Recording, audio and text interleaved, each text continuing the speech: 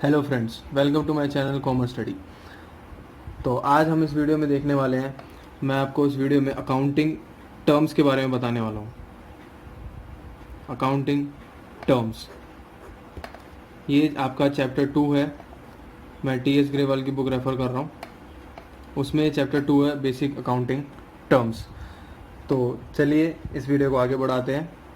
तो आज सबसे पहले टर्म पढ़ाने से पहले मैं आपको ये समझाता हूँ कि अकाउंटिंग टर्म्स का मतलब क्या है। What is accounting term?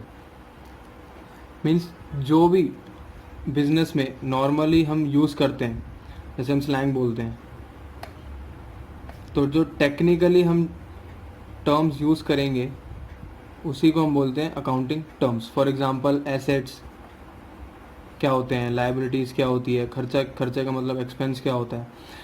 ऐसी थोड़ी बहुत चीज़ें मैंने अपनी पुरानी पिछले वीडियो में भी बताई थी, जिसमें मैंने अकाउंटिंग की डेफिनेशन समझाई थी आपको। अगर आपने वो वीडियो अभी तक नहीं देखी तो do check out my accounting definition की वीडियो, लिंक मैं इस डिस्क्रिप्शन बॉक्स में डाल दूंगा। तो लेट्स स्टार्ट गाइस, शुरू करते हैं पहले अकाउंटिंग टर्म से। तो गाइस सबसे पहला टर्म मैं आपको समझाने वाला हूँ, वो है बिजनेस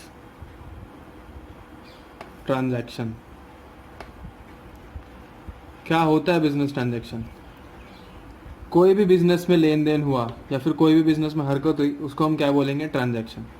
कोई भी लेन देन या फिर कोई भी एक्टिविटी, इसे ऐसे भी कह सकते हैं, कोई भी एक्टिविटी हुई बिजनेस में, उसको हम अकाउंटिंग या फिर बिजनेस ट्रांजैक्शन बोलते हैं।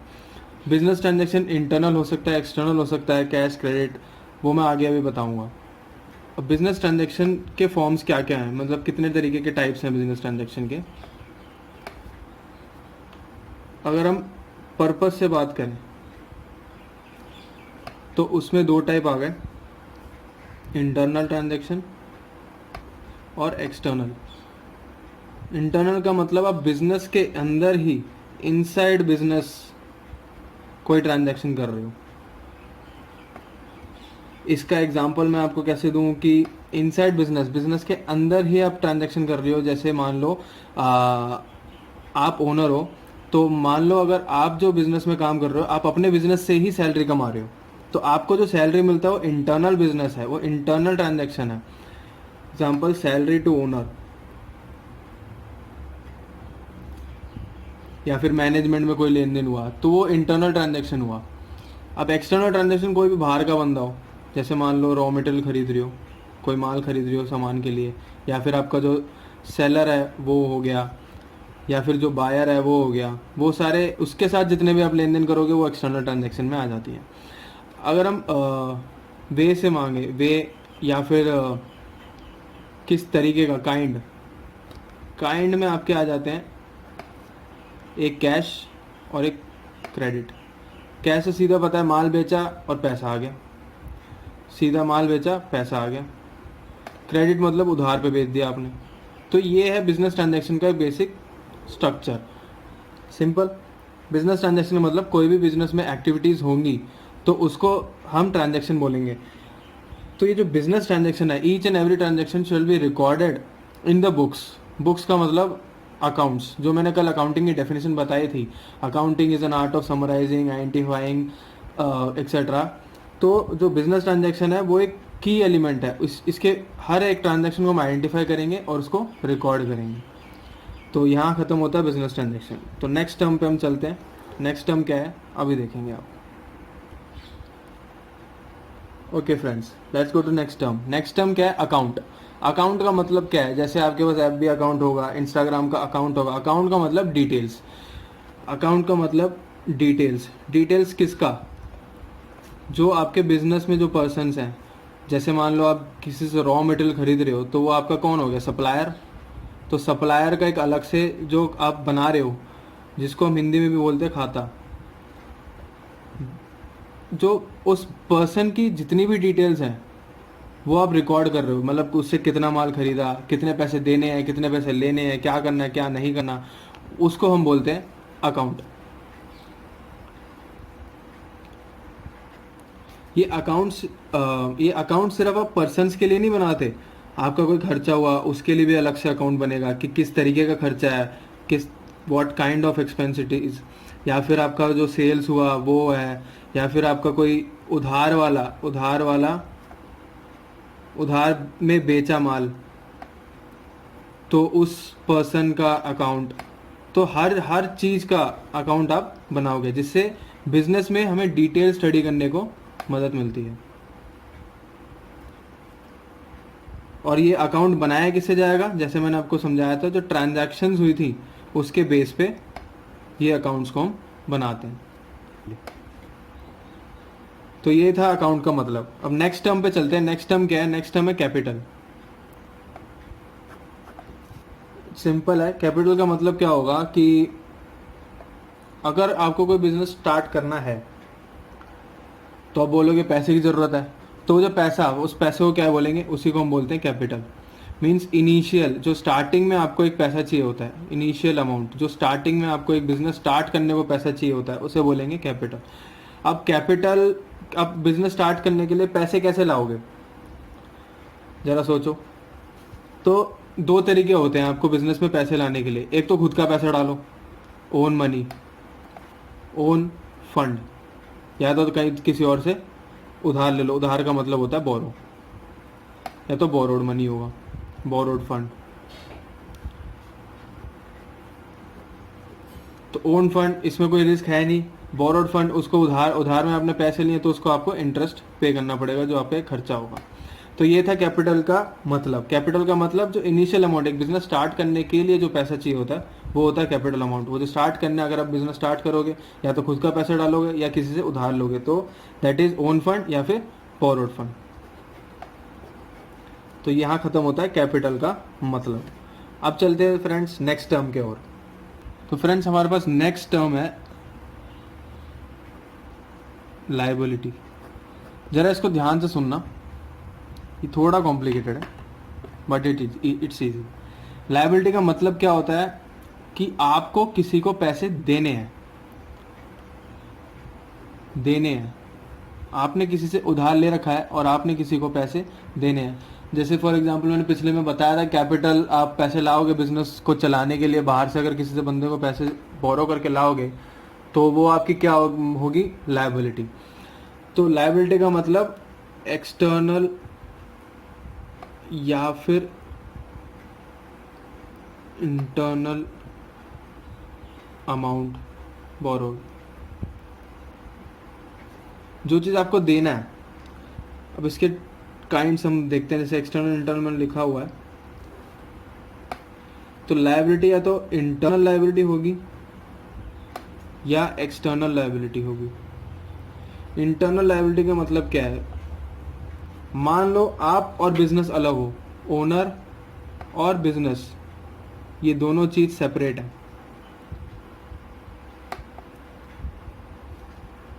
ठीक है फ्रेंड्स, समझ आ रहा है? तो ओनर और बिजनेस अगर ये दोनों सेपरेट हैं, तो जो आपने एज अ ओनर जो इस बिजनेस में पैसे लेकर आए थे, फंड, ओन फंड, जो मैंने कैपिटल में बताया था, तो ये जो फंड है ये क्या है, इंटरनल लायबिलिटी। मीन्स आपका और आपके बिजनेस का बीच में जो रिलेशन है वो एक तरीका का क्या है, आपने बिजनेस को उधार दिया है। इसको समझिए, ओनर और बिजनेस को अगर मैं सेपरेट मानूं, तो ओनर ने जो बिजनेस को पैसा दिया है, तो उस पैसे को बिजनेस क्या मानेगा, वो मानेगा मेरी लायबिलिटी है, मैं अपने बिजनेस से ओनर को उस पैसे को वापस करना है। इन सिंपल वर्ड्स, जो आपने पैसे लगाए हैं उसको वापस तो लेना ही है ना आपको। तो दैट इज ओनर और बिजनेस। अगर ये जो ओनर ने जो बिजनेस में फंड लगाए हैं, तो इसको हम बोलेंगे इंटरनल लायबिलिटी। मीन्स इसको बोलेंगे ओन कैपिटल को, एक एग्जांपल है ये ओन कैपिटल, ये इंटरनल लायबिलिटी। अब एक्सटर्नल लायबिलिटी सिंपल है। अगर इंटरनल लायबिलिटी बिजनेस के अंदर का मामला है, तो एक्सटर्नल लायबिलिटी क्या होगा, जो भी बाहर का बंदा होगा, आउटसाइडर के जितनी भी सारी चीज़ें होंगी वो एक्सटर्नल लायबिलिटी होंगी। फॉर एग्जांपल आप मान सकते हो, जैसे बैंक से लोन लिया आपने, तो ये आपकी एक्सटर्नल लायबिलिटी हो गई। या किसी पर्सन से लोन लिया आपने, एक्सटर्नल लायबिलिटी हो गई। या फिर जो गुड्स हैं, मतलब माल को उधार में खरीद लिया है, मीन्स बोरो करके खरीद लिया है, तो वो भी आपकी एक्सटर्नल लायबिलिटी होगी। तो ये थी एक्सटर्नल लायबिलिटी, इंटरनल लायबिलिटी। अब जो आप बुक्स में रिकॉर्ड करते हो, जो अकाउंट्स में रिकॉर्ड करते हो, उसके भी दो काइंड हैं। अब मैं आगे वो समझाने वाला हूँ। यस, अब लाइबिलिटी के आगे जो मैंने इंटरनल लाइबिलिटी एक्सटर्नल लाइबिलिटी बताई है, अब उस लाइबिलिटी के भी बाइफर्केशन है। अगर चाहे वो इंटरनल हो चाहे एक्सटर्नल हो, वो जो इंटरनल लाइबिलिटी एक्सटर्नल लाइबिलिटी है उसके भी बाइफर्केशन है। बाइफर्केशन मतलब डिफरेंस, या फिर आप टाइप्स बता सकते हो, टाइप्स ऑफ लाइबिलिटीज। वो काइंड हो गई। ये टाइप्स ऑफ लाइबिलिटी क्या हो, चाहे इंटरनल हो चाहे आपकी लाइबिलिटी एक्सटर्नल हो, तो उसको हम दो चीज में बांट देते हैं।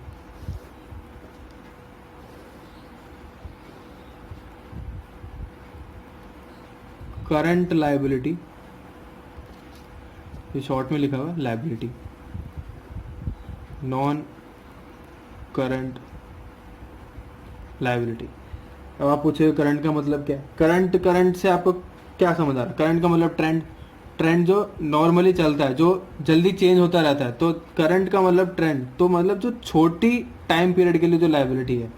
मतलब कोई भी लाइबिलिटी का मतलब मैंने बोला उधार, कोई भी चीज़ अगर आपको 12 महीने के अंदर अंदर वापस करनी है, रिटर्न करना है 12 मंथ्स के अंदर अंदर, तो उसको हम डिफाइन करेंगे करंट लाइबिलिटी। मींस जो भी चीज़ आपको 12 महीने के अंदर अंदर रिटर्न करनी है उसको हम बोलते हैं करंट लाइबिलिटी। सेम अगर उसको ऑपोजिट, ये सिंपल, अगर जो चीज़ मोर देन 12 मंथ्स हो जाए, मतलब 12 महीने के बाद आपको रिटर्न करनी है या फिर पे करनी है, तो वो आपकी क्या हो जाएगी? Non current liability.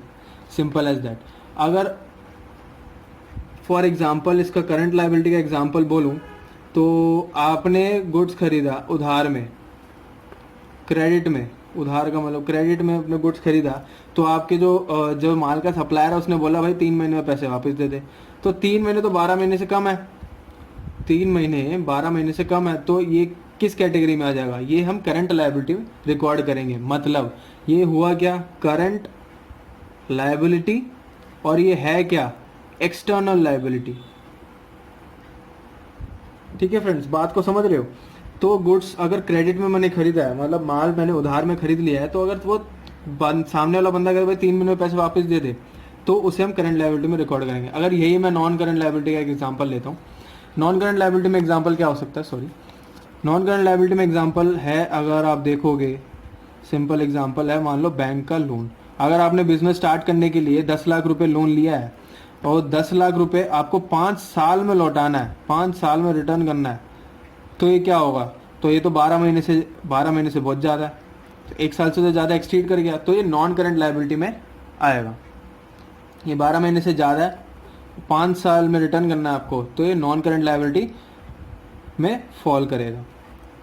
तो अब बात समझ रहे हो फ्रेंड्स?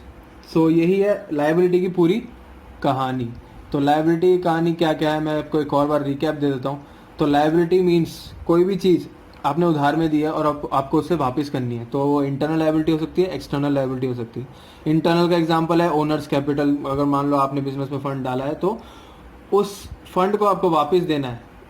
ये कौन सोचेगा? बिजनेस, अगर ओनर और बिजनेस अलग माने तो ओनर्स कैपिटल हो गया इंटरनल। एक्सटर्नल को जो भी बाहर का बंदे को पैसे देना हो, एक्सटर्नल लायबिलिटी। तो बाइफर्केशन आगे बढ़ते हैं। अगर इंटरनल एक्सटर्नल आपने आइडेंटिफाई कर ली, क्या वो करंट है या नॉन करंट है? करंट का मतलब ट्रेंड मीन्स 12 महीने के अंदर अंदर अगर आपको कोई भी लायबिलिटी वापस करनी है, तो करंट लायबिलिटी। इसका मैंने एग्जांपल माल को उधार में खरीदे वो बताया था। और नॉन करंट लायबिलिटी जो 12 महीने के बाद आपको पे करनी है, तो वो आपकी नॉन करंट लायबिलिटी। इसका मैंने एग्जांपल बैंक लोन बताया था।